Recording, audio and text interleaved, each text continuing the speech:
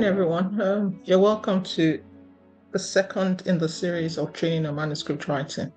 Just to lay our foundations once again, the session will go on for 30 minutes. 30 minutes thereafter, you have the place to ask questions. Please put your questions in the chat box. I would not be attending to people who raise their hands. This is so as to manage time efficiently.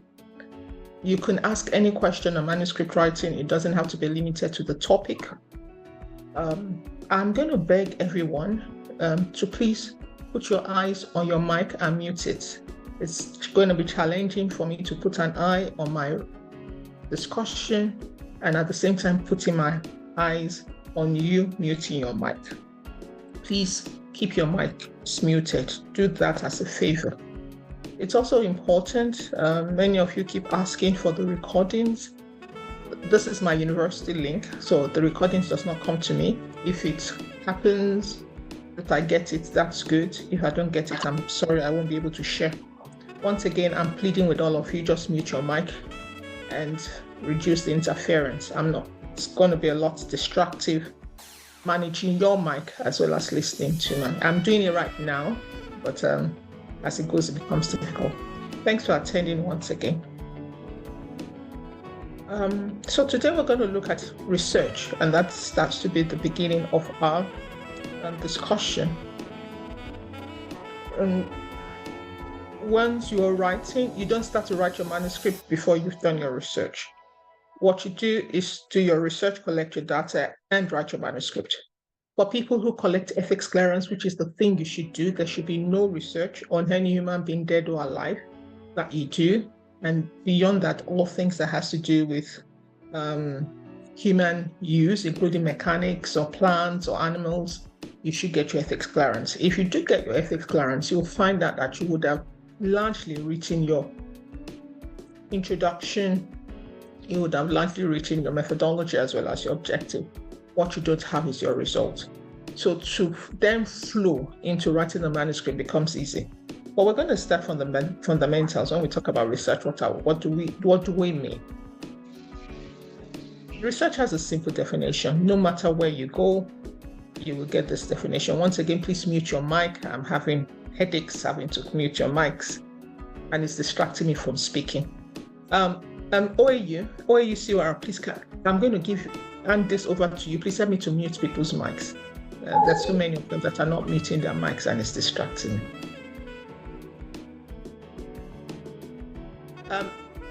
Also, if you have somebody, OAU, if you have anybody that comes in without a name, a label on their plans, please check them out because we might have hackers. So anybody that's not labeled, just check them out. Yes, ma'am. To prevent any hacking. Thank you. Over to you to help me mute mics. So when we define research, there's a usual standard definition anywhere, whichever way you interpret it. You will find these words, and it's these words we're going to go through systematically this morning. Whenever you find research being defined, they will tell you that it's a systematic thing, it's a rigorous investigation of a problem or situation that has a single aim. You want to generate new knowledge or you want to validate existing knowledge. So either you're going to generate something that doesn't exist or you want to validate what is existing. Okay, so let's look at those words one after the other. What does it mean? When we use the word systematic, what it means is that it's a methodical, organized, and structured approach. It's not something you just wake up to decide, oh, this is how I want to go. Next week, when we're looking at introduction, I'll show you classically what it means to be organized. There's a standard global way of writing a manuscript, of conducting a research first, and of writing a manuscript. There are standards. And that's why when you go into Q1, Q2 journals, there is something that they're expecting because there's a standard to it. For many of you, you might know what the research guidelines are. This is what anybody is expecting. It's organized and structured. Nobody expects that when you're writing the manuscript, your methodology first comes before your introduction or your conclusion comes before methodology. There's an order to it, okay? Okay. And it involves a set of rules, principles, procedures in a consistent and logical manner to help you achieve your goal. This is because when you do research, people are expecting outcomes that will improve knowledge. It's not just so that you can publish a manuscript and then you are listed as having 10 manuscripts or 15 manuscripts. That is not what research is. Research is about identifying a gap in knowledge and filling that gap in knowledge with your research outcomes. And this is important because everybody in the world of research, you are generating knowledge to help us address and improve health and well-being. We want to improve the health of people, for those of you in health sciences, and every other person is improving well-beings. You want to make the cars better, you want to move on to more, easier things to do.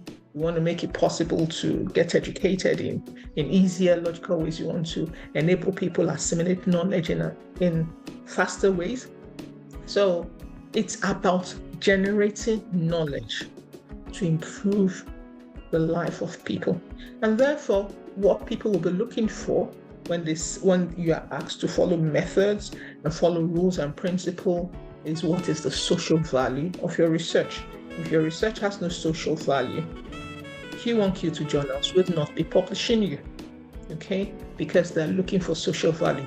Like my normal example, you come in and say, oh, I want to look at the amino acid sequence of the left leg on the right side of a cockroach. Of course, you can be Bill and Melinda Gates' daughter and have the money to do that. But of what social value is it if I know the amino acid sequence on the left side, on the second leg on the left side of a cockroach? It may have. You must show that it has social value. But just doing research for research's sake or collecting data for collecting data's sake, it's obsolete and doesn't happen anymore. There's limited resources around the world, including your own money. It's limited resources, that people are not sleeping, that people are filling your questionnaire. It's limited resources. And we must use these limited resources judiciously. So when you do research, it's a deliberate thing. You plan for it and you follow step by step so that you ensure accuracy, you ensure thoroughness, and ensure efficiency. Thoroughness is a key word. When there's evidence that the way you collected your data is not thorough, a Q1, Q2 journal will not take it. Okay, you can, of course, like I say, you can get it published in a journal that is under the table and nobody knows what you've published, but you can get your promotion. But thoroughness is the key word. And one of the big places where you look for thoroughness is your methodology. It's a big deal. And you find us spending a lot of time when we get to methodology.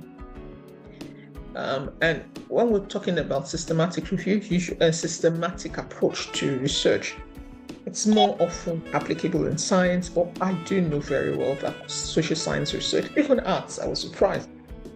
The same thing we're talking about applies to those in humanities and social science. In arts, if you're doing research in a way that you're writing manuscripts for publication, there are other forms of things that they do in arts, but if they're writing manuscripts, this is the way to go. It's about problem solving, okay? So that's what we mean when we say systematic. When we use the word rigorous, what are we exploring? Rigorous means commitment to excellence, precision, intellectual integrity.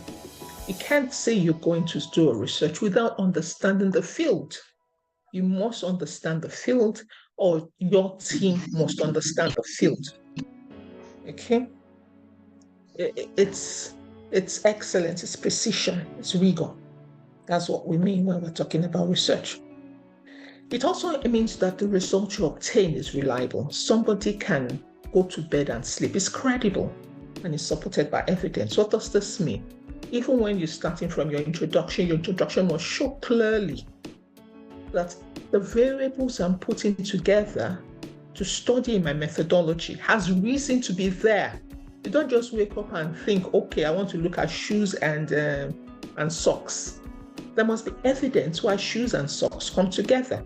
You can't just wake up in the morning and say, I'm looking at depression and the length of hair. There must be a reason why you're pulling those variables together. And that's why you're going to go through the session on theoretical and conceptual frameworks.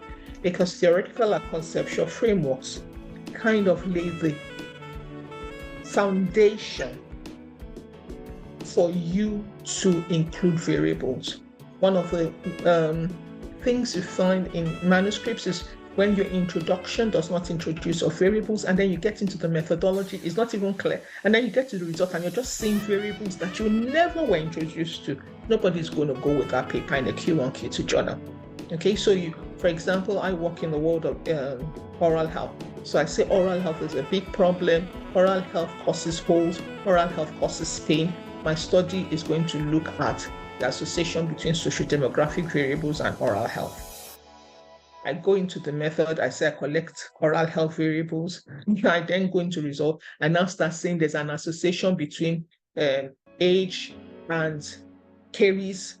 I see an association between socioeconomic strata and periodontal disease. And you just flip.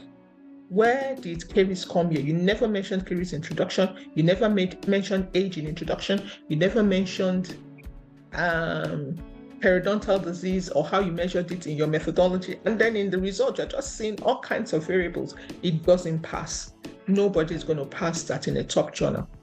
Once again, this teachings is about top journals. When I teach, I'm teaching about Q1, Q2 journals, not even Q3, Q4, least of all journals that have no references. Okay, so there must be credibility. There must be reliable. There must show that evidence informed what you're doing.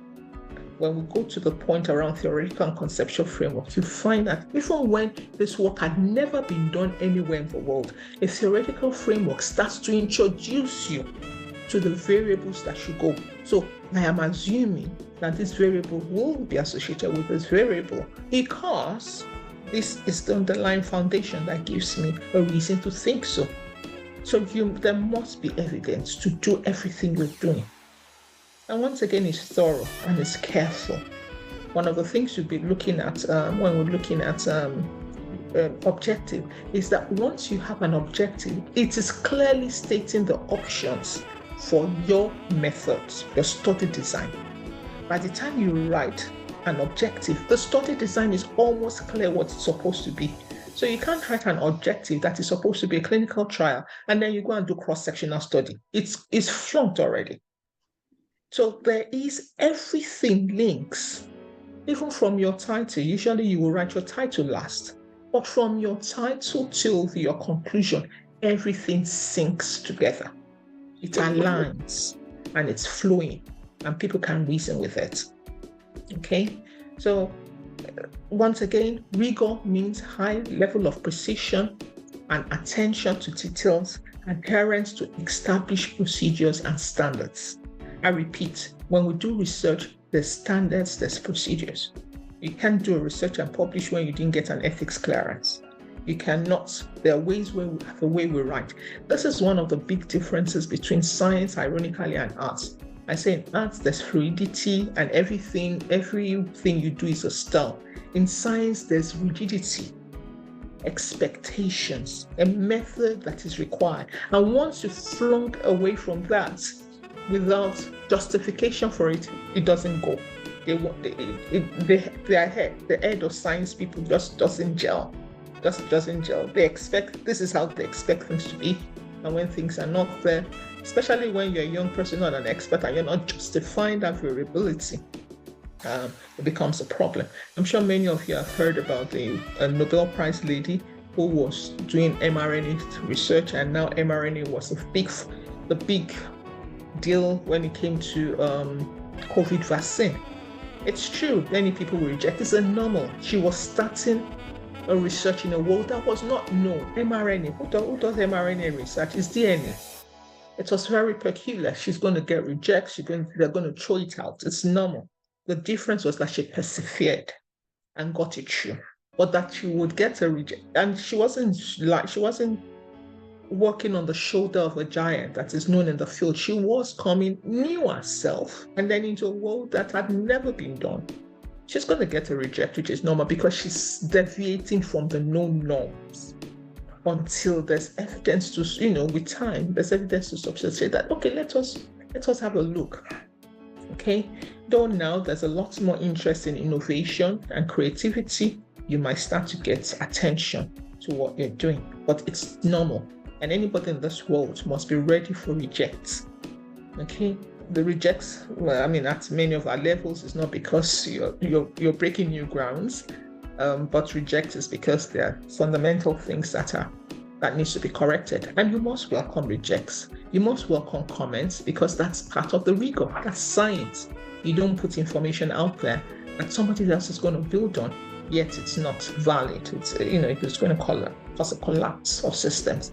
And you do know there are many examples of such research that people had built on, and at the end of the day, they had to withdraw drops from the market because the fundamentals were wrong. But therefore, you must be careful as a researcher. The details you put out there becomes accessible to the world, and every other person builds on it. Once you've done the research, nobody's going to do it. What they will do is either validate it or build the next level of evidence to go on. So you can't, as part of a science community, you can't, or part of a researchers community, with due respect for those that are not in science, you can't, you shouldn't, and you must never put out evidence there that is false in the name of generating a data paper for yourself, or because you're looking for p-value to be significant. You must never. It's not about you. There is no way you will publish that at the end of the day you would not get promoted, or you must never put out false information there. And most of all, you must never go to plagiarism. Journals that are plagiarism journal, or those plagiarism stuff, or not plagiarism, what do they call them? Predator journals, yes. So when we're talking about rigor, what are we talking about? We're talking about thoroughness. You must cover all relevant aspects of the subject that matters without leaving any stone untouched. You must delve deep into the details to ensure that you have a comprehensive understanding. You cannot start a research that you do not have comprehensive understanding about. You must follow a systematic approach. There's a way that is defined. Methodology is defined. Follow it. Don't evolve or say they should understand. Nobody understands. Follow the systems. What is expected? You're expected to have a design, expected to have a sampling procedure, expected to define all your variables so that it is consistently, everybody knows when you say sex, what is sex to you? Don't think you just collected sex. The world of sex is different. It might be binary that you collected. Let us know it's only male and female. Some do male, female, transgender, and others. Sex identity is so varied. Let us know what it is that you collected. Define your variables. Okay? It must be evidence-based. Like I've said, all the variables that come into your study must have a basis of fundamentals. And whatever it is, there's a critical analysis, there's critical thinking to inform what you've chosen to do, to inform why you're gathering that, to inform the methodology. Many people are coming up with innovative ways of collecting data, but they show the critical thinking, what went into that design, and people scrutinize it and have. And then you also must, whatever you do must be verifiable, and you can validate it. You cannot write up a methodology that somebody else cannot do without placing a call to you, Madam Vero, what do you mean by that? No, it's not going to pass. That manuscript won't pass. Your manuscript must be so that somebody else anywhere in the world picks it up and can repeat exactly what you do, with an expectation that they will collect exactly that same data under the circumstances with which you conducted that research. Otherwise, it can then become comparable. So verification is important. It must be cross-checked. And you'll see one of the reasons why you must make your data open and accessible. Objectivity matters. It's not about bias. You don't do research because you feel, I must generate evidence to counter this. And one of the most controversial things going on around the world now is Israel and Palestine war. You'll find people on the side of Palestine, people on the side of Egypt. But what's the objectivity? What is factual about this? You can't, because of your alignment with one, do a research to tell a story, a biased story. And there are many times you see those kind of research paper that you're seeing the bias, even in the way the language is framed. Okay, so please take away personal emotions, personal bias to influence your actual outcome. It takes training. Believe me, it doesn't happen automatically, where your social value doesn't influence the results and the way you interpret your results. It takes training. and you must choose to train yourself in a way that you can report your result objectively without emotions and bias. Documentation is very important. Whenever you do whatever you do, please keep your records in order, because it might take 10 years down the line. They will ask you to please pull up your records. People are doing systematic reviews. They will come to you and ask you to pull up your records. Ethics committees might come to you 10, 20 years later and ask you to pull up your records. Please collect your data in a way that it can be documented and stored, and that you'll be able to pull up records. One of the ways we also ensure rigor is peer review. Peer review is very important. People will go through your questions through your manuscript and send you comments. Please be open to comments. Like I was sharing last week or this week with a peer, I peer reviewed an article. I probably gave 10. And out of the 10, 9, not even 9, all of them, the reviewer was justifying what he did and why it wasn't going to change. I mean, I don't have that time, geez. I hope you know peer reviewers are not paid. I just sent to the editor, please, I beg, deal with if this guy feels what he's written is perfect. You can never write a perfect paper.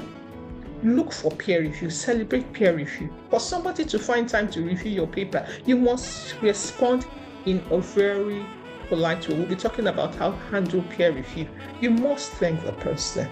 You don't know how many people that have manuscripts in journals submitted, and 1 year after they have this because they can't find peer reviewers.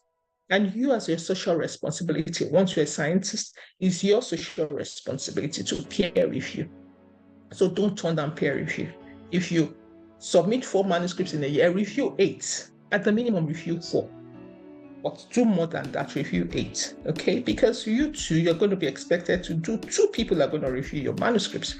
So give back. And peer review is very important. Peer review means people bringing their own expertise and look through that lens and provide critical evaluation of what you have done. And many times they ask you to respond. If you've done things critically you probably will have a request to revise. If your methodology is faulty, they're going to reject it straight, because you cannot redo it. Introduction you can rewrite, results you can rewrite, conclusion you can rewrite, methodology you can never redo. So if your methodology has a fault, they just reject it. When we say generating new knowledge, I think this is very critical also. Your introduction starts to introduce us to the new knowledge you want to generate, including if it's comparison or validating old knowledge. It means you want to create and produce information insight into something that hasn't been known, and that is by doing your comprehensive review and write the introduction that helps us to know what is the gap. Next week, I'll be taking you through what to write in an introduction, and you see with conciseness how this evolves. It must be clear, okay?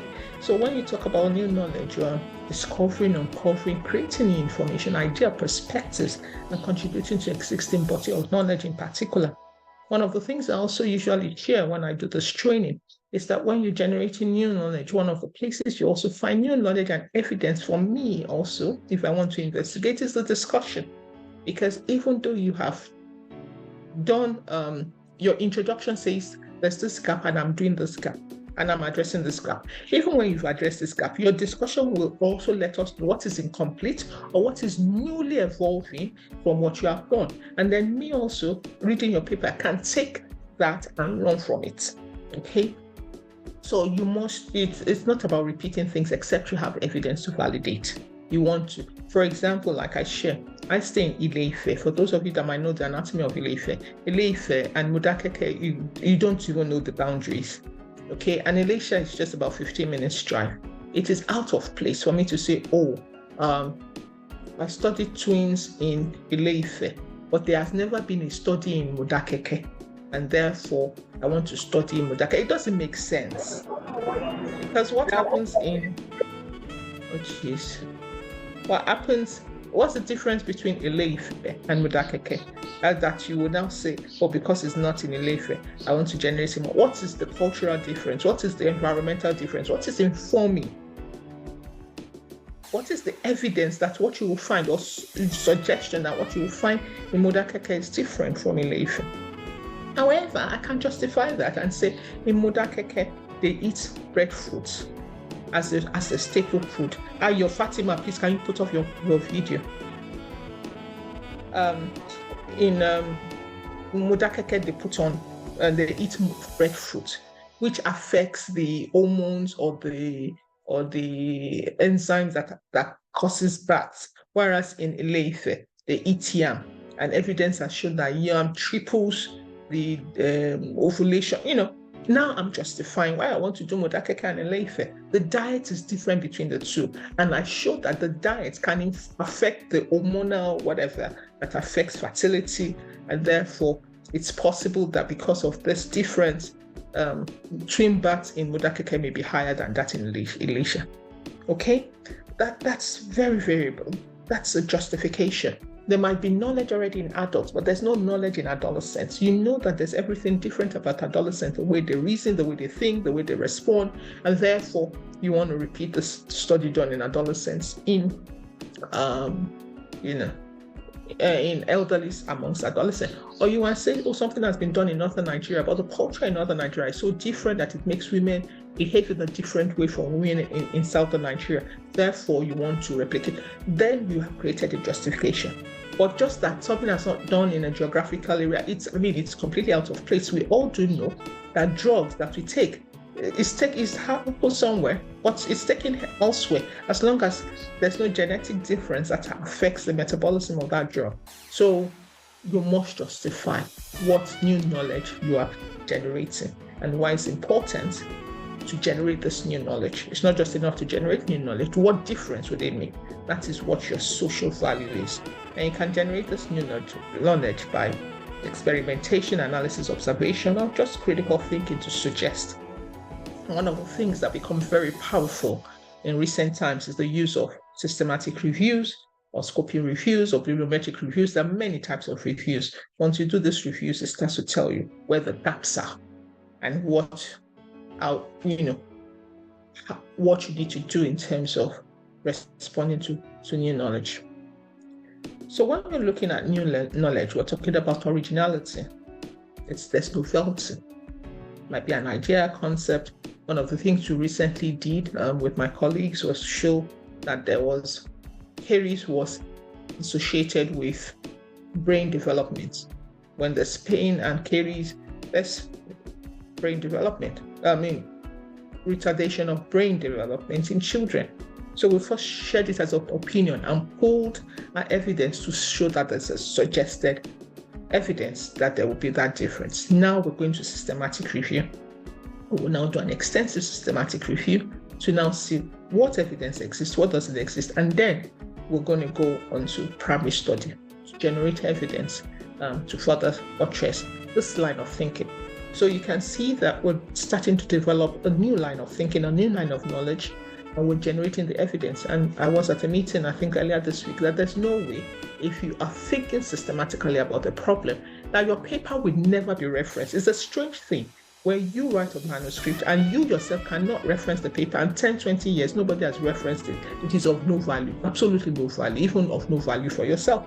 But once you have a line of thinking, you start to generate knowledge based on the gaps you are showing, and you're starting to open up the world for other people to see. And they say, we never thought about this. But because you've thought about it, people start to investigate that area. So originality matters. Contribution, you must be adding values to the field, expanding the boundaries of that field, and helping people to understand what might be missing in the whole concept of understanding. For example, in my own research team called the Early Childhood Caries Advocacy Team, forever since we've been doing early childhood caries, we've been looking at it at individual level. We've not generated new knowledge at the macro level. You should know that the fact that the country is poor, the tendency for them to respond to caries management will be poorer than countries that are rich. And therefore, we started to open the field of macro level investigation of early childhood caries. There was no data. So we generated ecological studies for a number of times. Currently, we're generating ecological studies or scoping reviews, generating evidence on the gap there is in terms of looking at early childhood caries and sustainable development goals. We were starting to help the world see what it's possible to explore and to investigate. And you're starting to see a lot more people coming into that space because now research ideas, gaps are showing, and they can start to engage more in this area. So you must be seen to be contributing to knowledge, expanding the boundaries, and answering unanswered questions. Therefore, we're expanding our understanding of human advances about human, and the more we're researching about this, the more we're likely to deal with this problem a lot more comprehensively. Okay, and this is the way to go to eliminate diseases eventually. Research and exploration, you're generating knowledge that is allowing us to go on chartered courses. I've shown an example of that. And once again, validation, the process of when we're talking about generating knowledge, there must be a place for validation where the method can be validated, it can be authenticated, it can be shown to be accurate and reliable. And one of the things I talk about reliability is the methods and the tools we use. One of the things I see many times when young researchers especially work in the field is to generate new data collection tools. It doesn't work. If you generate a new data collection tool, you must validate it. And it's a big deal. That it's a paper on its own. So look for all existing tools. There is almost no tool that doesn't exist. There is almost none. What you can do is either adopt it or adapt it. Adapt it to your context or adopt it. Except you're doing something that has not been done before, then you can start generating tools. But when you generate tools, you sit down and just put questionnaires together without validating that tool. Your results cannot be shown to be reliable. Nobody's going to touch it. You must document and you must show that your new knowledge is making an impact. It's not enough to generate knowledge. It must have an impact. That's the social value on practice, on advancing the field, on improving life, contributing to wellness. It must be another building block to getting us to the knowledge that we need to acquire in the discipline or the field or the area that you're working at. Once again, when you're generating new knowledge, it might be that you want to build on existing knowledge. So there's something, or you want to expand it, or you want to validate it. But do not do research in this day and era. I hear you about what your university is doing, and that once you get one researcher is the one person. When there's one researcher, you get 100% mark. When you're two researchers, you get 100% mark. When you're three researchers, you get 50. And because you are pursuing that, you're just not collaborating or showing evidence of collaboration. It might be well. You have to be very, very clear about where you're going. If you want to be an international researcher, focus on what is right. There's no Q1, Q2 journal that would publish you if you write a single author, even two authors, because you can tell lies and nobody can verify. But when you're 3, 4, 5, 8, it's difficult to tell a lie. It's not impossible, but it's more difficult. So collaboration is the way to go, not just because you're bringing your friends to become 8, 9, but you're showing multidisciplinary thinking. You bring in a pharmacist who's looking at drugs, you bring in a clinician, you bring in somebody in arts who is looking at social science and arts who is looking at other ways of thinking and reasoning. You bring in the policymaker who is going to see how it's going to translate this finding into their routine work. You bring in different experts who brings in their perspective and shapes the design of that research. The big time you use is thinking through and designing your research.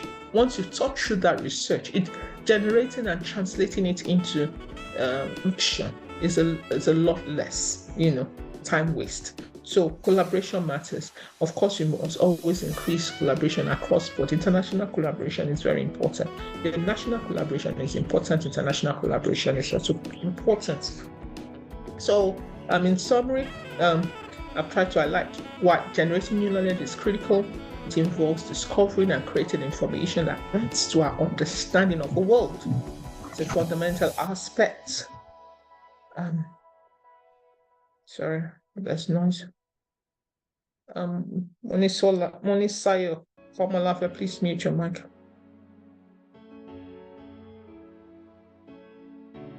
Sorry, I'm trying to mute people's mic. All right. Mike, please help me to mute all these guys. Those mics are just putting and distracting me. I'm trying to mute Monisayo from Alafe. Please help me to mute her mic. All right, so in summary, it's about adding and improving our world. It's a fundamental aspect of science, creativity, and innovation is the way to go. And I hope we'll find you in those spaces. When we're validating knowledge, just Falashadaki Soji, please can you mute your mic? Can you mute your video? Thank you. Yes, I asked you to mute your video because it takes power and it disturbs people. It disturbs the bandwidth. So that's why I tell you to please mute your video. You can see my own is the bandwidth problem. Once there's a lot of video, some people might have problems with their connection. So you validate existing knowledge by confirming or verifying the accuracy or reliability of what has happened. It might be that you're looking at it through another methodology and saying, look, this methodology is a lot more valid, and therefore the knowledge that you are run with is not valid because you did not look at these fundamentals. I remember someone who came and talked about contraceptives and showed that the denominator that the world had been using was not valid. And when you use this denominator based on evidence, you will find that people are doing a lot more successfully in African countries. Very brilliant paper, and I hear is sought after around the world. Okay, and you want to validate existing knowledge because you want to be sure that what we continue to build on is sound, truthful, trustworthy, and the world has changed. So what might be old knowledge may no longer be found reliable in this new world and the new ways of practice.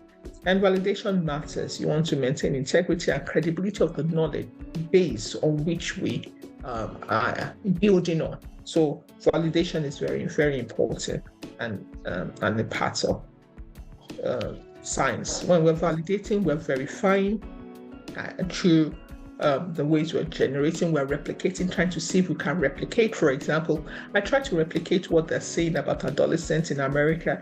Is it valid for Nigeria, or is what they're saying about adolescents in the North, is it valid for the South?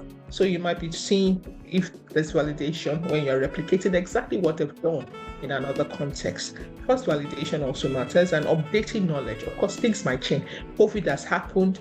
Ebola has happened, Lisa is happening. Life may not be the same. This is a time where we've now learned about social distances and it's become part of our practice. Is life still the same before that? So updating knowledge based on changes in existence. Now there's a lot of JAPA.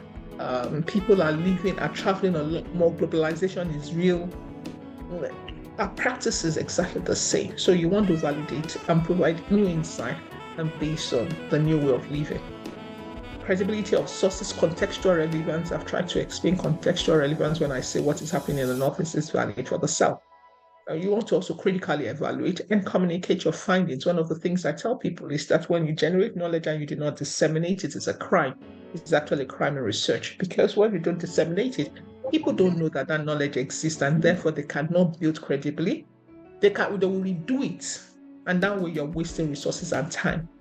So you must communicate in a transparent fashion. Openness for revision. Once again, be ready for peer review and be ready to share your data also publicly so that people can assess it. Peer review you cannot do without peer review in science or with manuscript writing. People must validate and know that what you're doing or saying is authentic. It's not a perfect system, but it's part of a system that is at least limiting non-validated information just going there. Poor quality information generation. In summary, I've spent the last 40 minutes talking about what is research about, and I've highlighted to you that research means many things. Falabi Fumilayo, please put off your video. I've shown that it's a systematic inquiry that allows for objective exploration. Just give me a minute. Just give me a minute, everyone.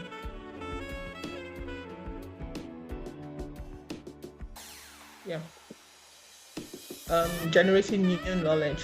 It's empirical based. There is analysis that goes into it. It involves critical thinking. There's structured methodology. There's a standard of what is expected. If you are doing cross-sectional, if you are doing qualitative research, there's a structure that is required. Please encourage validation, peer review, and validation is very important. Please give me a minute here.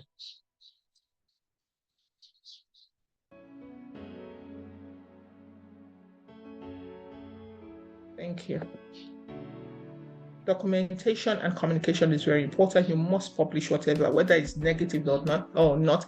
Once you have done your PhD, you've done your master's, you've done your BSc degree, you must publish and disseminate. And of course, there's ethical consideration and there's an iteration process. You have started something, you will generate questions and allow people to continue to explore, including yourself, to explore new ground. On that note, I want to say thank you for listening. And I am open to questions. Please send your questions into the chat box. Thank you. Right now, there is no question, and I think we have about 20 more minutes to go. If you do have questions, please send it to the chat box. And please feel free to ask questions, not just on the presentation, but on other things that has to do with manuscript writing. Thank you, Uchu Banire. Yeah.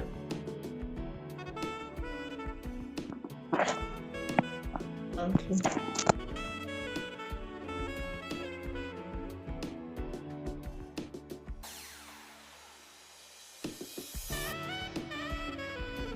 Okay, I'm receiving so many thank yous.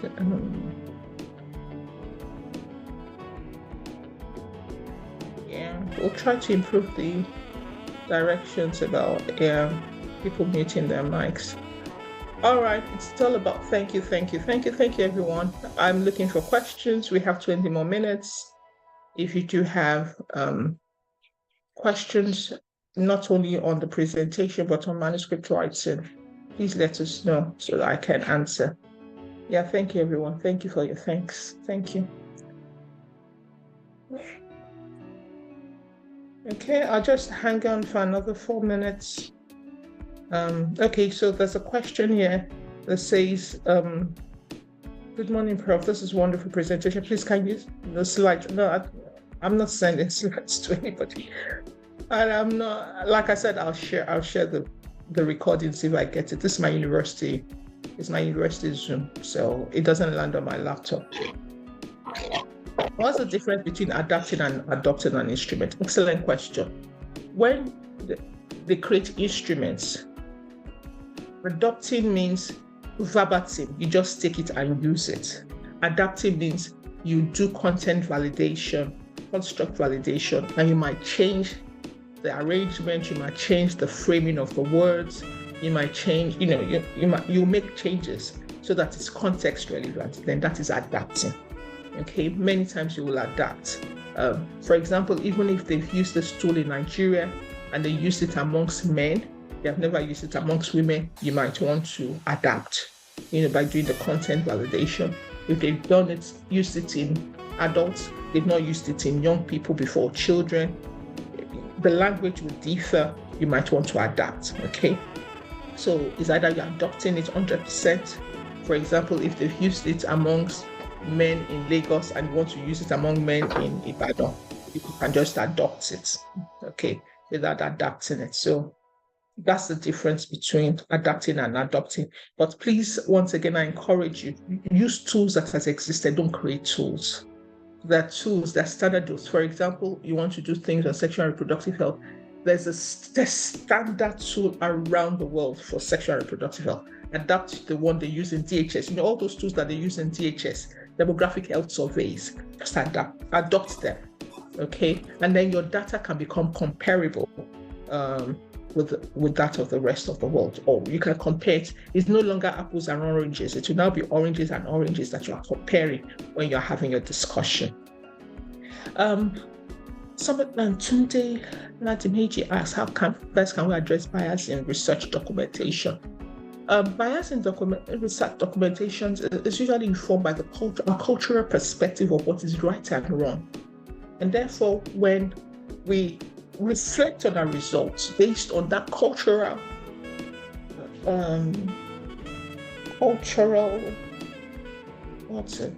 idiosyncrasies. I mean, your social values, your culture is okay.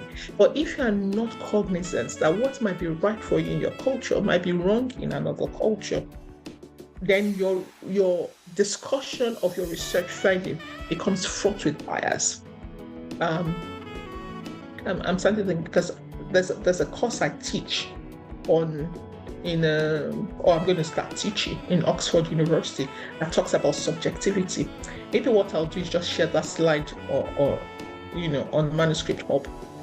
Without recognizing the way your tradition, your background informs the subjectivity of your perspective, you will be discussing and bringing that as reflection into. For example, many of us that grew up, you think the whole world thinks like us, in Nigeria, the way we think about religion, the way that we think about, sex practices, and then you go into your discussion and condemn people that have multiple sex partners, for example.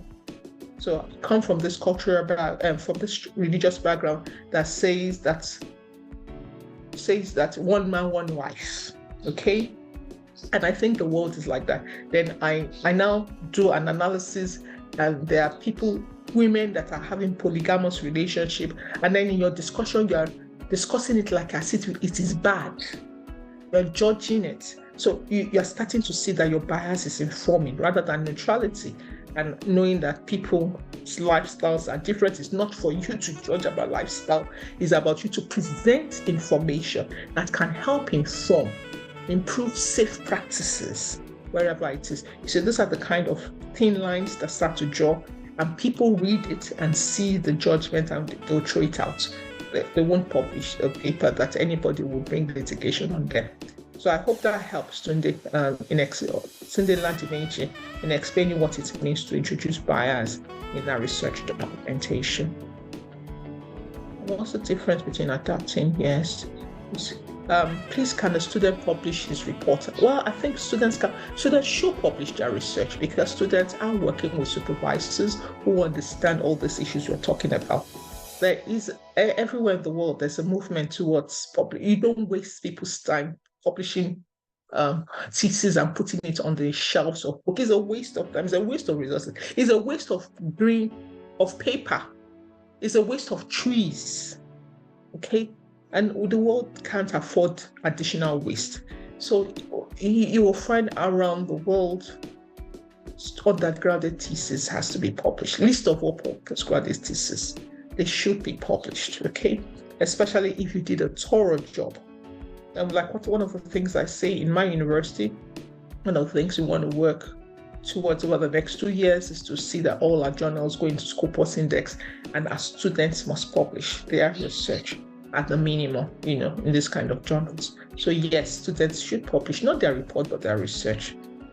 And what's your view on the use of AI in the research? AI, I don't know what you want to use AI for. AI can be used for 1,000,001 things, including designing what you want to do. AI is come to stay. AI, you must obtain proficiency in its use, but please do not abuse its use. It's just like the person that made the dynamite.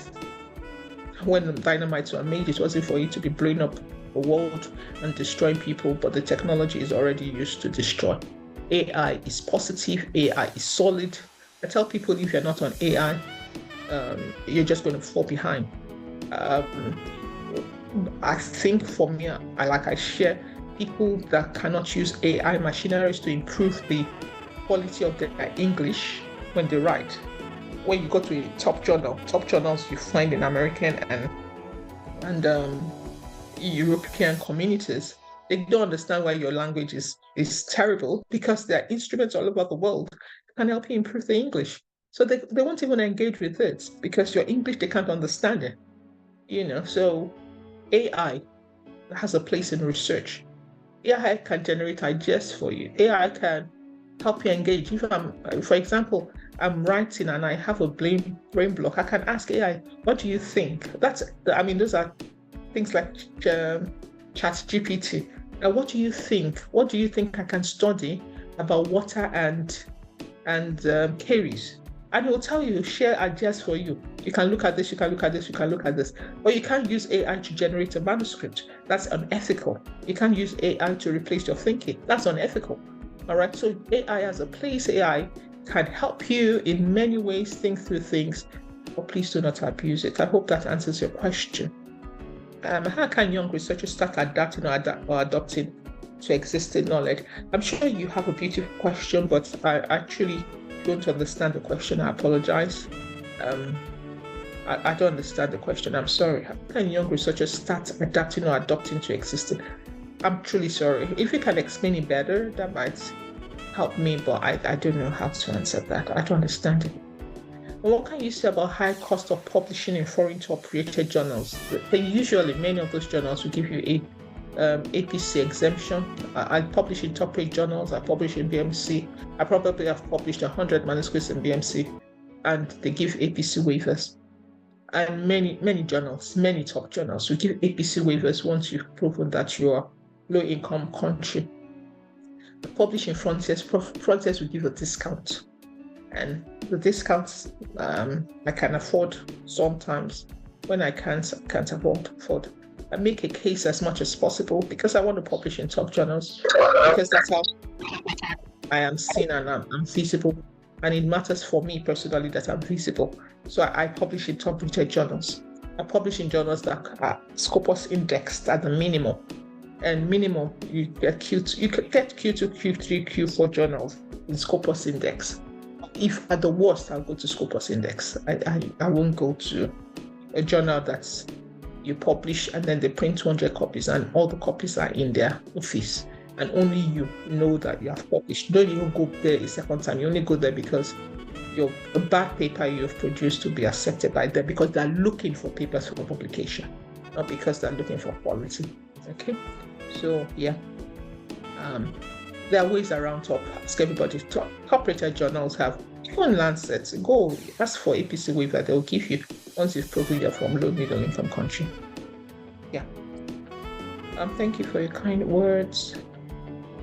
For a master's dissertation, what's like the maximum number of years after which is no longer valid? So knowledge keeps evolving, and you must be sensitive to that. For example, I did a work in 2014, and I only published it last year or this year. And that's because at the time I published it, I was waiting for a colleague who wanted to contribute to the qualitative aspect, and she never did. But when I now wrote it into 2020, I had to show evidence. Of course, when you're writing, and I get to, Mr. Omikunle, please, can you put off your mic? Thanks, I can see you are eating, but please put off your mic, please. Thank you. When I published it in 2023, I explained why I felt I needed to publish it, because it was still context relevant. The problem I saw in 2014 was still relevant in 2022. And I showed it clearly with my introduction to the point where I got to the methodology, and it was published, in a Q1 journal. So time, there are things that you would have done now and may not be relevant in another 5 years. It's falling behind, people are not taking, but there are things that that's pieces of work you find that they published in 1957 and you're still quoting it because it's still context relevant. That's one of the things why it matters that you publish high quality things. So I'm not sure there is like a rule that says the maximum number of years. Is the way you pull together and show clearly, or you must be clear that the time and the context in which you published the journal and you collected the data, and why at this time you want to. I think that's the best way I think you want to do it. I'm not sure there is a maximum number of times. Just introduce your context in a way that you explain the relevance of what you're doing now to the context of now. I hope that helps. So if a student's project was conducted 5 years ago and one decides to publish it now, I don't think there's anything late. Like I said, I collected data in 2014, I published in 2022. So that's about 8 years. And I was published in a Q1 journal. Okay. So it's about contextualizing what you're saying, making people know how what you found might have differed significantly, or you can even contextualize it and say, does 5 years make a difference in sexual reproductive health? Show what should have happened in 5 years. Then you present your data of 5 years ago and show clearly that it is not different, from 5 years ago. You just contextualize what you're doing. It helps. Okay. Please, can one get ethical consideration to work on animals such as laboratory mice for research? Yes, you should. If you don't have an ethics committee that looks at animals, there's no ethics committee that is approved that is licensed by the National Health Research Ethics Committee that would not be doing animal research, because that's part of their licensing and their approval process. So you must get approval for you to do animal studies. If your ethics committee is not licensed by NREC, it's a problem. It's a problem. Don't go there. Go to those that are licensed appropriately. We have about 5 more minutes. I'll see what more I can take. There's a question from Olushola Ayonlo, who says, what's your take on postgraduate colleges in Nigeria insisting on candidates publishing a manuscript before defending it? That's a lot of booze on this, as they know that there are lots of tests and dissertation. That's the right way to go. Otherwise, in the world, for example, I'm doing a PhD actually, and I'm done with my work. My thesis, when I'm compiling my thesis, I must put the 4 manuscripts I published inside it, because they want dissemination. That's why. And if what you did at your dissertation, the world isn't ready to accept it, then you know that you have caught yourself by the throat by your own hands. So yes, I support that thesis should actually be evidenced by the publication, because peers have reviewed it and shown that yes, it's acceptable work. That's the way I'll go, and that's what I'll push anywhere. If one has a novel, Adepimpe Yusuf says, is one happen? I hope that answers your question. If one has a novel idea and there is no theoretical, there is always a theoretical framework about it. Does it mean the idea can never be published? No, there is. If you don't have a theoretical framework, you develop a conceptual framework. Yeah, there's nothing like none. It doesn't exist. The theoretical framework, when you're developing theoretical frameworks, you're putting many theories to support. So the way theory accepted this, a theory, you're the one developing the framework. It's theories pulled together to form a framework. Okay, if it doesn't exist, then develop a conceptual framework. There's nothing like it doesn't exist. Okay, it's just to find it. You pull this one and say it doesn't fully address it. There's this other one that doesn't fully address it. You're pulling it together. That's why you're forming a framework. It's a framework. Framework is about pulling multiple theories together. It might not just be one theory that can inform it well. All right. So Dr. Sam Oluokere says, please, what is the difference between a pilot and pre-testing? Excellent question. The pilot is about generating, many times the pilot is done to generate the prevalence that you use to calculate your sample size. Pre-testing is pre-testing the tool. I won't say that when you're doing a pre-test of the tool, what you're doing is the content validation of the tool. You must be very clear what you're doing with the pre-testing, but oftentimes it's about the content validation. You want to be sure that people are interpreting the words appropriately. And pre-testing is not about going out, there's a whole methodology to pre-testing. Know that the way research is done has evolved over the years. Pre-testing is a whole thing. You're looking at each question and asking people to rate their understanding and or appropriateness of the question within the content or within the questionnaire. Piloting is done to generate, for example, I want to generate my sample size. I don't have any study in Lagos or Nigeria that has a privilege to help me to generate my sample size. And then I do a pilot, 10 people, 15 people, 20, to have some information about what the prevalence would be. And that helps me generate my sample size. That's what piloting is done. But this is my understanding. If you do have anything to improve what I'm saying, please do share. I'm not an island of knowledge, but this is my understanding of what it is. I'm very clear about pilot. That's what pilot is. Pre-testing, I'm also kind of clear about that. Pre-testing is about content validation. But once you're doing an instrument and developing it for the first time, it's not just content validation. You do construct validation, you do reliability. In fact, some others also do dimensionality, where you're doing your factorial analysis and all those kind of things. It's a big deal, because you have to prove that your tool is measuring what it's supposed to measure in a reliable fashion before you administer it. I hope this helps, Dr. Oluokere. I'm not sure I can get through everything. Please, how do you validate a new grade? It's a whole, maybe it will take some time. Welcome, sir. It's a whole process, but you can read about it on your own. Like I said, there must be construct validation, content validation, and reliability. The three at the minimum. And there are whole methodologies that goes with that. For example, if in your content validation, you're going to do expert review, you're going to do some reviews that allows you to do your CVI, content validation index. It's a whole process. Like I said, once you develop an instrument, it's a manuscript publication on its own. I had a student that got a grant, and we're going to look at halitosis and something. There was no tool. So his whole focus now, his production is developing a validated tool. Now he's starting to use that tool to collect the data. It's a whole process on its own. Please read about it.